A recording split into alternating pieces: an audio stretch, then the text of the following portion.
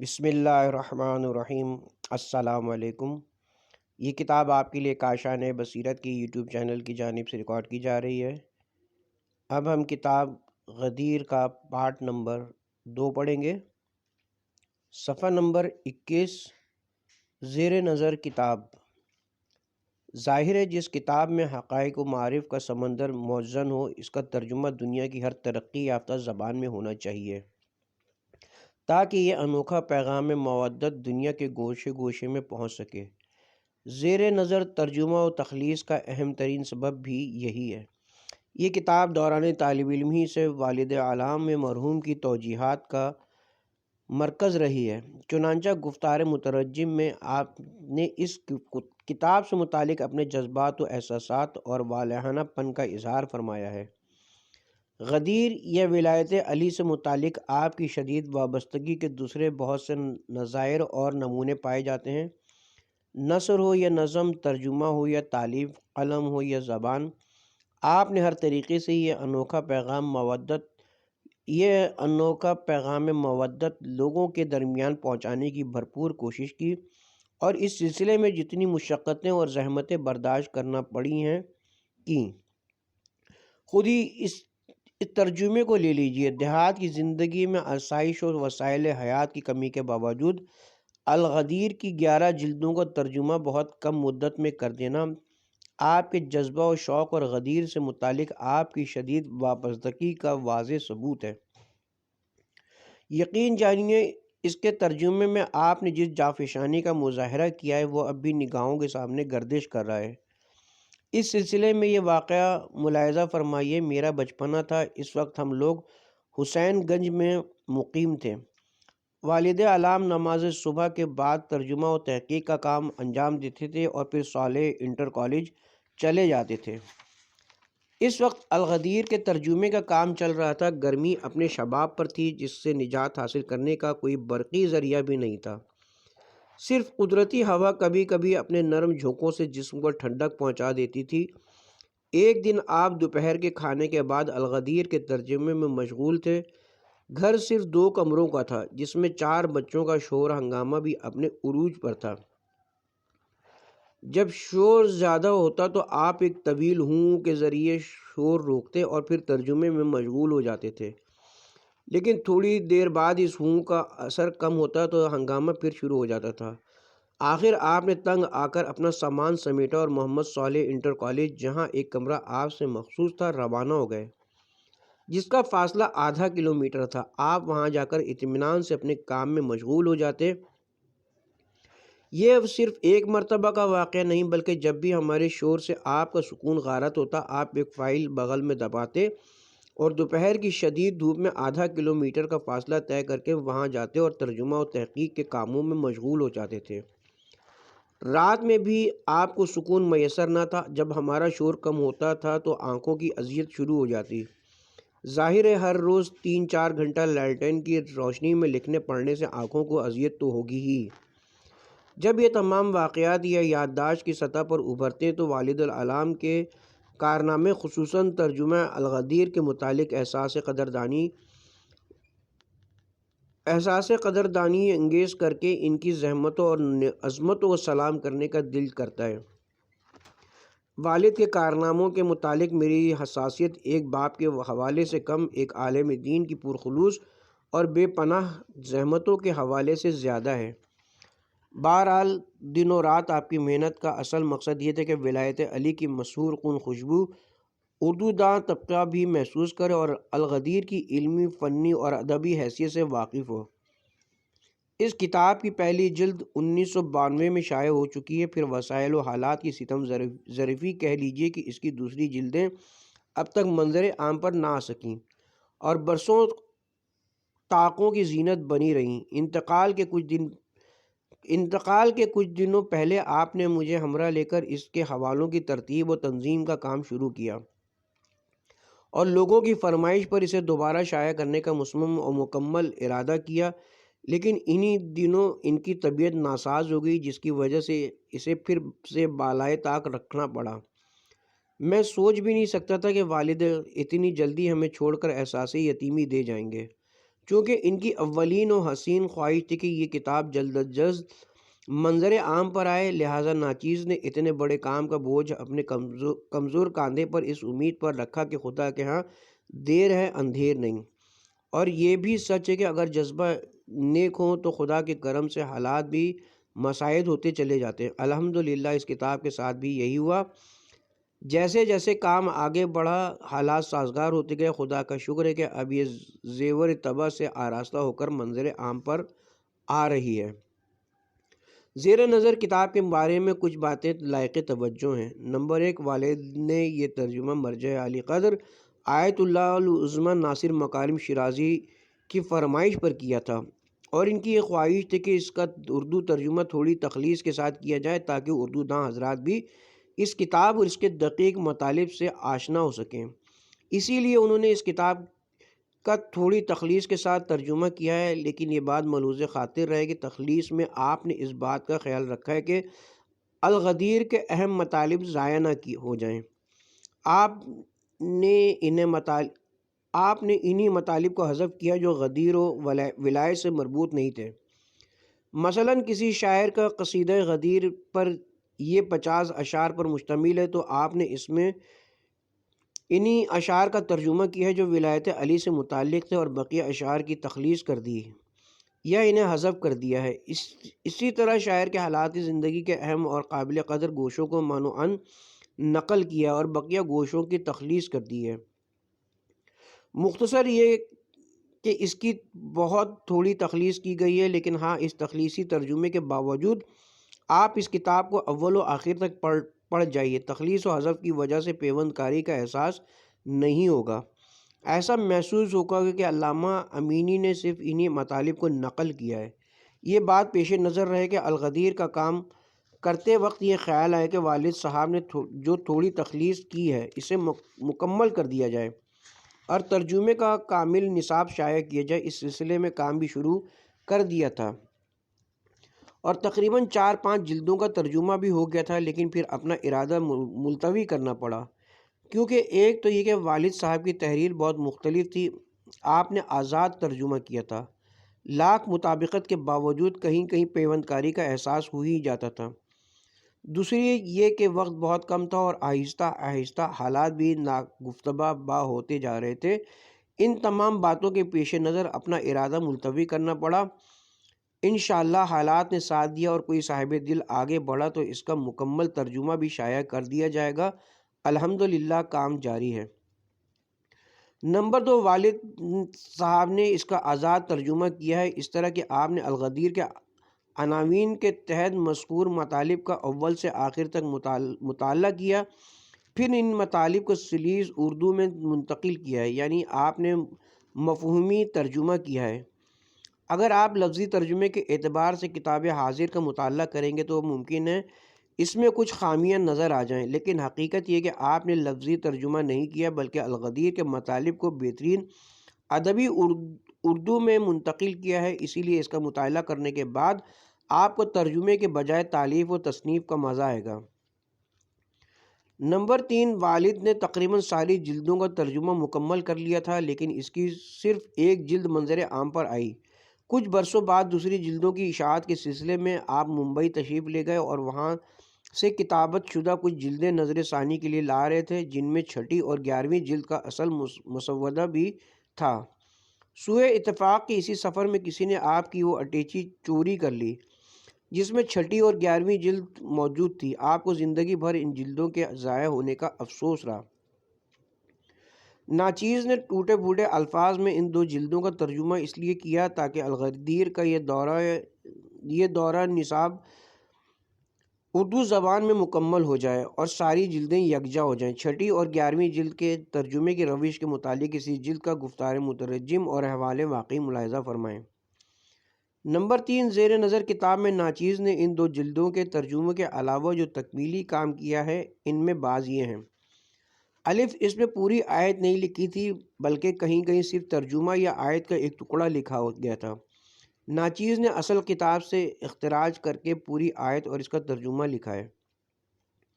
بے کتاب کافی دنوں سے تاقی نسیاں کی زینت بنی ہوئی تھی، اس لیے اس کی اکثر جلدوں کے درمیانی چند صفحات غائب ہو گئے تھے، جس کی وجہ سے مطالعے کے وقت مطالب مبہم اور غیر مربوط محسوس ہو رہے تھے۔ میں نے اس ابہام کو ختم کرنے کے لیے ان غائب شدہ چند ایک صفحات کا ترجمہ کر دیا ہے تاکہ مطالب غیر مربوط نہ ہوں۔ آپ سے گزارش ہے کہ اگر مطالعہ کرتے وقت کوئی ابہام نظر آئے تو اسے مجھ ناچیز کے تسامح پر محمول کریں، مترجم سے اس کا کوئی ربط نہیں۔ جیم کتاب میں والد صاحب نے پورا حوالہ نقل نہیں کیا تھا، یعنی اگر کتاب کا نام تھا تو مؤلف کا نام نہیں تھا۔ اسی طرح اکثر حوالوں میں جلد اور صفحہ نمبر غائب تھے، اسی لیے نئے سرے سے اس پر حوالے کا کام کرنا پڑا ہے۔ اس سلسلے میں اخراج منابع کے لیے مرکز الغدیر للرسالہ اسلامیہ کے تحقیق شدہ ایڈیشن کا انتخاب کیا گیا تھا، کیونکہ اس میں جن کتابوں کے حوالے علامہ امینی نے دیے ہیں ان کے جدید ایڈیشن کے بھی حوالے اس کے حاشیے پر موجود ہیں۔ اس لیے کہ علامہ امینی کے زمانے میں جو کتاب ایک جلد میں تھی، آج وہ 2 یا 3 جلدوں میں طبع ہو رہی ہے، گویا ایک کتاب کے 2 حوالے دیے گئے ہیں۔ یہ بات ملحوظ رہے کہ جدید ایڈیشن کے حوالے قوسین کے درمیان ذکر کیے گئے ہیں، نیز جن جگہوں پر خود علامہ امینی نے کتاب کے غیر مطبوع ہونے کی وجہ سے صرف ان کے نام کے ذکر پر اتفاق کیا تھا، اب ان کا بھی پورا حوالہ اس جدید ایڈیشن میں موجود ہے۔ منصف مزاج کی جب اس ایڈیشن پر نظر پڑے گی تو حوالے کے سلسلے میں پوری طرح مطمئن ہو جائے گا اور کوئی شک و شبہ اس کے ذہن میں باقی نہیں رہے گا۔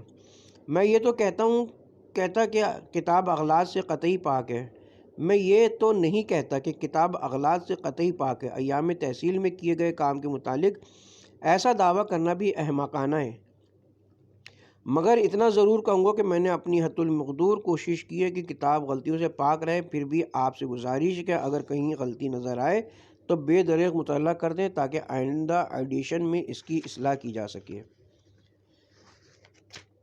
تشکر و امتنان۔ سب سے پہلے خال محترم حجت الاسلام مولانا سید شمع محمد بھیک پوری کا شکر گزار ہوں، جنہوں نے قدم قدم پر میری حوصلہ افزائی فرمائی اور اس کام کو آگے بڑھانے کا شوق دلایا، نیز ایسے ناگفتگو حالات میں جبکہ اشاعت کے اس حوالے سے میری امید ٹوٹ چکی تھی، میرا بھرپور ساتھ دیا۔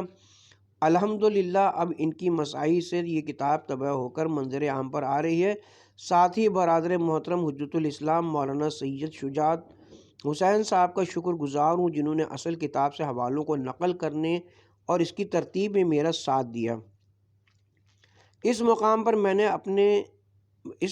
میں اپنے ان تمام احباب کا شکر گزار ہوں جنہوں نے اس کتاب کی اشاعت کے سلسلے میں تعاون فرمایا، خاص طور سے مولانا سید وقار احمد کاظمی صاحب، مولانا سید شاہکار حسین زیدی صاحب، مولانا معراج حیدر خان صاحب، مولانا محمد کیفی صاحب، مولانا قاسم علی صاحب، مولانا سید کوثر عباس صاحب اور قرآن و عطرت کے دیگر افراد کا شکر گزار ہوں جنہوں نے ایام تحصیل کی مصروفیتوں کے باوجود میرے ہمراہ پروف ریڈنگ اور حوالوں کی ترتیب کے فرائض انجام دیے۔ خدا انہیں جزائے خیر دے اور ان کو اپنے مقصد میں کامیابی عطا فرمائے۔ آخر میں خدا متعال سے دعا گوں کہ اس پرآشوب اور پرفتن دور میں مسلمانوں کو مرکز ولایت امیر المومنین علیہ السلام پر جمع ہونے کی توفیق دے تاکہ وہ مستحکم ہو کر اپنے دشمنوں سے نبرد آزما ہو سکیں۔ آمین یا رب العالمین۔ والسلام۔ محتاج دعا سید شاہد جمال رضوی گوپال پوری، حوزہ علمیہ قم، ایران، 1 شعبان المعظم 1431 ہجری۔ گوشہ شعور مترجم کتاب کے متعلق علماء و دانشوروں کے تاثرات۔ حرف اول۔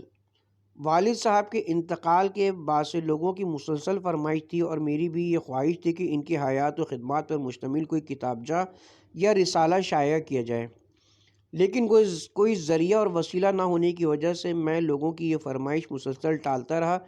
پھر ہزار جتن کے بعد ترجمہ الغدیر کی اشاعت کی صورت پیدا ہوئی تو میں نے والد اعلام کی حیات و خدمات کو شائع کرنے کا ارادہ کیا اور اس سلسلے میں ان کی حیات و خدمات پر مشتمل ایک مفصل کتابچہ بھی تحریر کر دیا، لیکن پھر برادر معظم جناب محمد اختر نجم صاحب نے یہ خیال ظاہر کیا کہ اس سلسلے میں والد صاحب کے متعلق علماء کے تاثرات پیش کیے جائیں تو زیادہ بہتر ہوگا، اسی لیے وہ نوشتہ روک کر علماء کے تاثرات اور ارشاد قلم کو شامل کیا جا رہا ہے۔ انشاءاللہ پھر کسی مناسبت سے وہ کتابچہ بھی شائع کیا جائے گا۔ ایک بات ملحوظ خاطر رہے کہ ان کے علاوہ بھی کچھ علماء نے اپنے ارشاد قلم ارسال کیے تھے، لیکن چونکہ ان کے ارشاد قلم تاخیر سے موصول ہوئے، اس لیے ہم ان کی عدم اشاعت پر ان لوگوں سے معذرت خواہ ہیں۔ اسے پھر کبھی شائع کیا جائے گا۔ والسلام، سید شاہد جمال رضوی، گوپال پوری، حوزہ علمیہ، قم۔ کتاب زندگی ادیب عصر مولانا سید علی اختر رضوی صاحب، شعور گوپال پوری۔ نام سید علی اختر رضوی، تخلص شعور، ولدیت سید مظہر حسین رضوی مرحوم، ولادت 19 ستمبر 1948 مطابق 1378 ہجری، وطن گوپال پور سیوان بہار، علمی استعداد ممتاز الفاضل، جامعہ نظامیہ لکھنؤ، مولوی، عالم، فاضل ادب و فاضل فارسی، الہ آباد بورڈ یوپی، فاضل فارسی، فاضل فلسفہ، فاضل فقہ شیعہ، بہار ایگزامینیشن بورڈ، ڈپلوم زبان فارسی، انسٹیٹیوٹ آف اسلامک ایجوکیشن، مشغلہ، lecturer Muhammad Saleh inter college, حسین گنج، سیوان بہار، اساتذہ کرام، مفتی اعظم سرکار احمد علی، فخر الواعظین مولانا رسول احمد صاحب، علامہ اختر علی طلہری صاحب، مولانا محمد علی صاحب، مولانا محمد ایوب سرسوی، مولانا روشن علی صاحب، مولانا شاکر حسین صاحب وغیرہ ہیں۔ سفر زیارت، آپ نے آیت اللہ العظمیٰ ناصر مکارم شیرازی دام البرکاتہ کی فرمائش پر الغدیر کے ترجمے کے سلسلے میں ایران کا سفر کیا اور قم و مشہد کی زیارات سے مشرف ہوئے۔ تبلیغی خدمات، الف مجالس اعضاء، آپ نے ہندوستان کے اکثر شہروں میں مجالس اعضاء خطاب کیے۔ ایک عرصے تک میرٹھ کا عشرہ اولیٰ خطاب کیا اور چیلم کے موقع پر حسین آباد میں عشرہ خطاب کیا۔ بے مذہبی کانفرنس، آپ نے دینی اور مذہبی کانفرنس کے سلسلے میں کئی شہروں کا سفر کیا۔ مجلس علماء و واعظین کی کانفرنس کی تنظیم و ترتیب میں بھی پیش رہے۔ دینی خدمات، بھاگلپور بہار میں ایک مسجد کی تاسیس، کرن پورہ سیوان بہار میں جامع مسجد کی بنیاد اور وہاں پر برسوں امام جمعہ و جماعت کے فرائض انجام دیے۔ الغدیر کے علاوہ دیگر کتابوں اور عربی و فارسی مقالوں کا ترجمہ، تصنیف و تالیف کے علاوہ سینکڑوں مذہبی اور دینی مضامین، ادبی خدمات، شعر و شاعری کے تقریباً ہر صنف پر طبع آزمائی فرمائی، ادبی مضامین، غزلیں، انشائیے اور مختصر افسانے تحریر کیے جو سرفراز لکھنؤ نیز ادراک گوپال پور میں کافی دنوں تک شائع ہوتے رہے۔ آثار اور کارنامے، الف ترجمے، بے نمبر 1 ترجمہ الغدیر 11 جلدیں، نمبر 2 تاریخ اسلام میں عائشہ کا کردار 3 جلدیں، نمبر 3 رسالہ عملیہ امام خمینی 2 جلدیں، نمبر 4 شہر شہادت، نمبر 5 مصائب آل محمد، نمبر 6 میت پر گریہ سنت رسول، نمبر 7 امام مہدی کی حدیث کی روشنی، نمبر 8 خوشبو بہار کی یہ کتاب تقریباً 2 برس تک الواعظ میں شائع ہوئی۔ نمبر 9 خانوادہ شیرازی 20ویں صدی میں، نمبر 10 ترجم الحیات، نمبر 2 جلدیں، نمبر 11 مسجد و امام باڑے غیر مطبوعہ بے تالیف و تصانیفات، نمبر 1 حیات آیت اللہ العظمیٰ شیرازی، نمبر 2 غدیر کے 4 علامتی شاعر، نمبر 3 تحفے کا معیار تہذیب مطبوعہ در اصلاح، نمبر 4 شعور آخرت مجموعہ ہدیہ و فضائل ماہ و سال غیر مطبوعہ، نمبر 5 دانشوران غدیر، نمبر 6 عطر ولایت غدیر سے متعلق مضامین کا مجموعہ زیر طباعت، نمبر ج مضامین و مقالے، آپ نے بہت سے مضامین اور مقالے قلم بند کیے جو ہند و پاک کے مختلف جرائد میں شائع ہوتے رہے، جن میں الواعظ، توحید، اصلاح، الجواد سرفراز، تنظیم المکاتب اور راہ اسلام سر فہرست ہیں۔ شعری مجموعے: نمبر 1 آبشاروں کا ترنم، نمبر 2 موج در موج مجموعے سلام و نوحے، اولاد،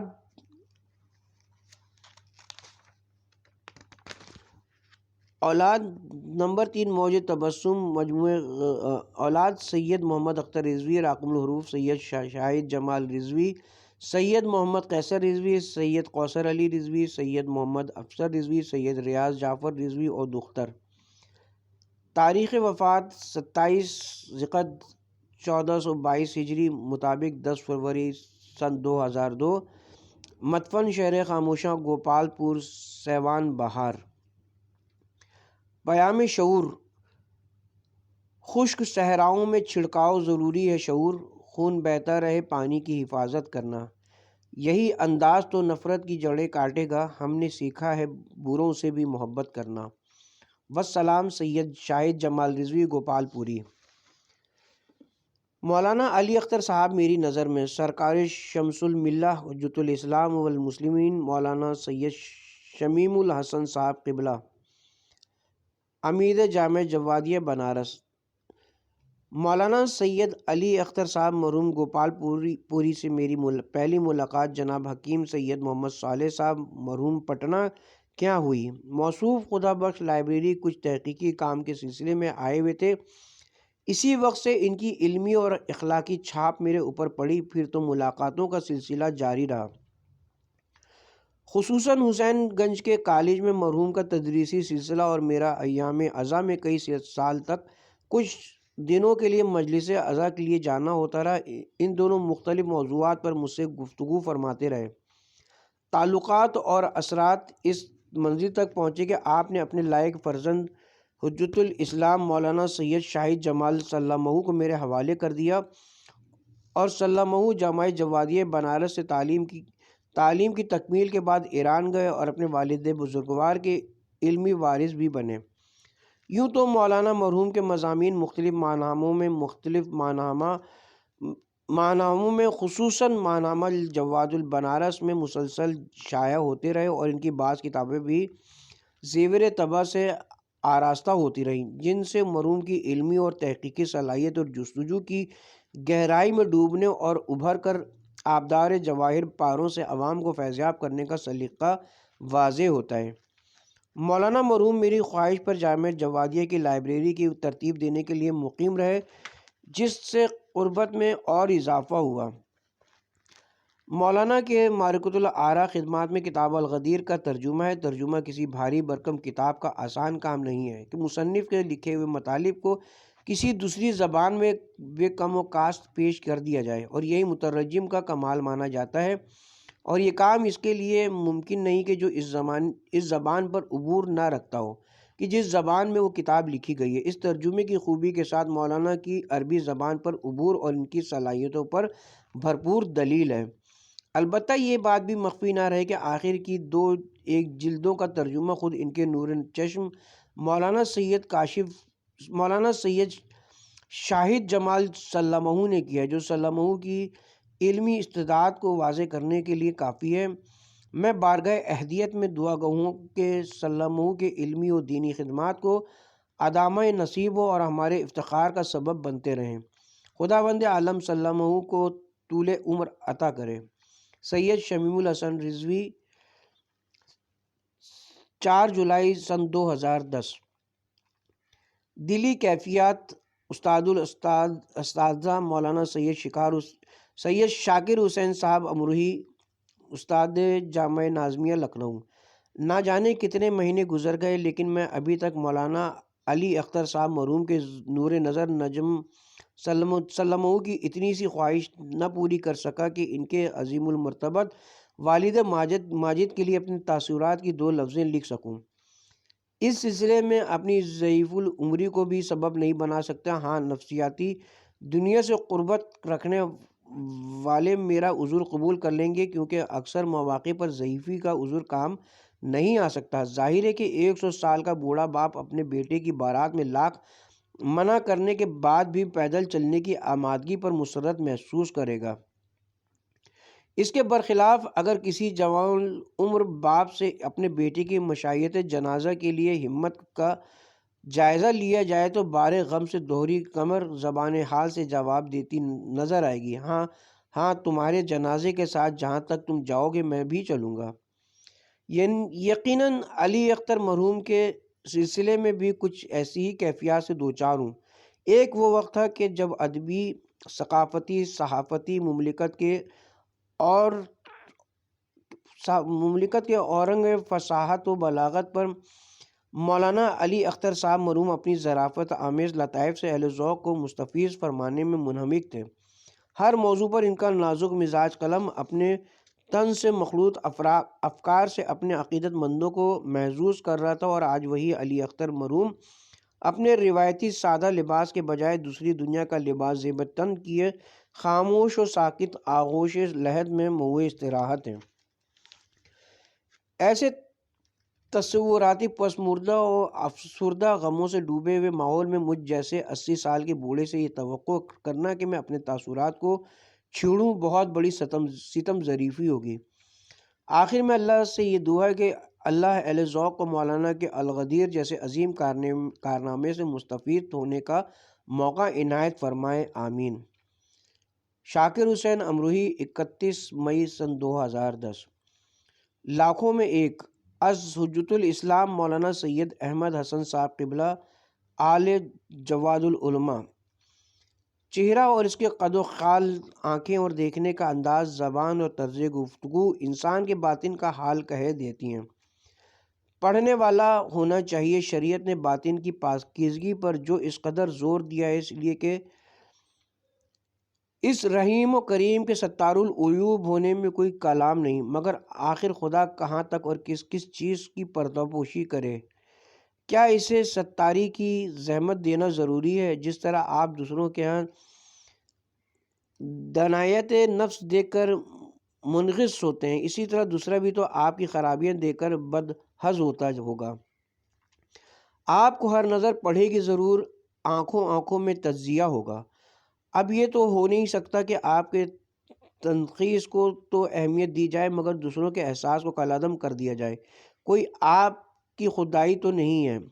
اس لیے بہتر یہ کہ بتوفیق پروردگار بوسیلہ عزم و استقلال، بتعاون خوف خدا اور رشد فکری اختیار کرتے ہوئے دوسرے بندگان خدا کے لیے اپنے دل میں خلوص و وفاداری اور ہمدردی کے جذبات کی پرورش کی جائے، اور خود کو نامعقول اثرات سے حتی الامکان دور رکھتے ہوئے توبہ و استغفار اور رجوع اللہ کے ذریعے اپنے باطن کو صاف و شفاف اور آئینہ بنانے کی صحیح فہم کی جائے۔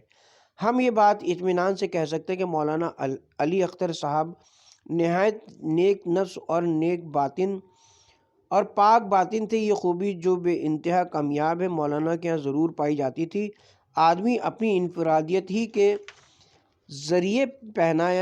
ذریعے پہچانا جاتا ہے، لہٰذا اگر انہیں لاکھوں میں ایک کہا جائے تو بیجا نہ ہوگا۔ صاحب علم تھے اور علم کو عمل میں ڈھالنے کے عادی تھے۔ صاحب قلم تھے، مقالوں اور کتابوں کی شکل میں ان کے آثار دیکھ لیجئے۔ بہت اچھے مترجم بھی تھے۔ آقا امینی کی الغدیر کی کئی جلدوں کے ترجمے کیے اور اردو زبان پر اپنی دسترس کے جوہر دکھائے۔ شاعر بھی ہیں اور بہت اچھی فکر کے مالک تھے۔ ذوق شعری بہت اچھا تھا، جس کا مظاہرہ دوسروں کے اشعار سنتے وقت ہوا کرتا تھا۔ البتہ ہمیں یہ نہیں معلوم کہ مرحوم نے غزلیں بھی لکھی ہیں یا نہیں۔ بے تکلف طرز زندگی، سادہ مزاج، مرنج، بولنے میں معمولی سی لکنت تھی، یعنی کلام میں ہم شبیہ کلیم اللہ اور قوت پرواز میں گردوں نشین۔ بنارس جب بھی آتے ملاقات کے لیے ضرور تشریف لاتے تھے۔ پتہ نہیں کیوں ہم سے بے حد محبت فرماتے تھے۔ دعا کیجئے کہ ہم ویسے ہی بن جائیں جیسا کہ وہ ہمیں سمجھتے تھے۔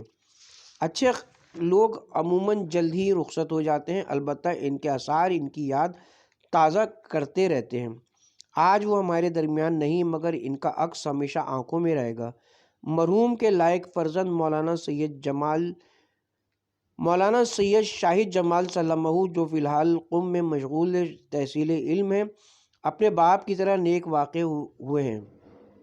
سلمہ نے اپنی مقدور بھر کوشش کر کے الغدیر کی غائب شدہ 2 جلدوں کا ترجمہ کیا ہے۔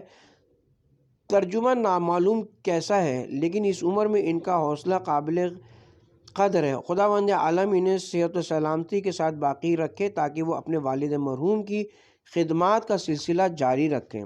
سید احمد حسن، 29 جون سن 2010۔